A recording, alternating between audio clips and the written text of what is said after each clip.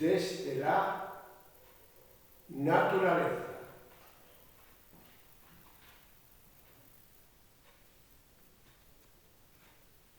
Un corto poema. Poema escrito cuando desperté al día y antes de desayunar el 14 de noviembre del 2020. Me lo ha recordado esta mañana Facebook.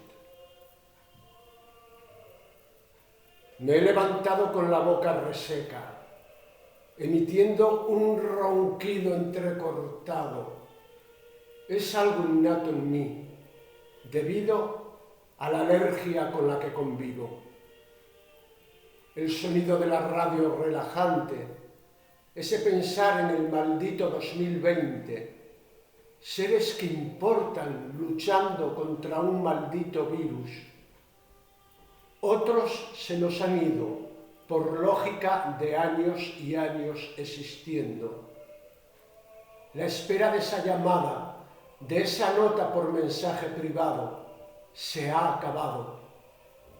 Esperando esa exhalación angustiosa.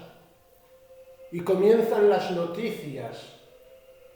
300 escolares secuestrados en Nigeria, en África, por un salvaje grupo adorador de un dios de fuego, del más terrible infierno, hombres armados con rostros manchados de sangre y barro, de enloquecida oración hacia un lugar de desierta localización. No quiero escribir el nombre de los adoradores a la salvajada infamia. 300 adolescentes desaparecidos. ¿Os acordáis hace 4 o 5 años? Secuestradas, desaparecidas, niñas adolescentes. Otras 300. Malditos sean, 1000 veces malditos, los grupos de adoración maldita, los del terror.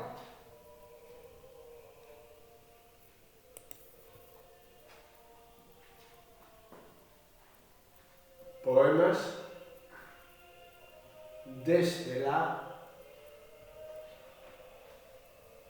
naturaleza.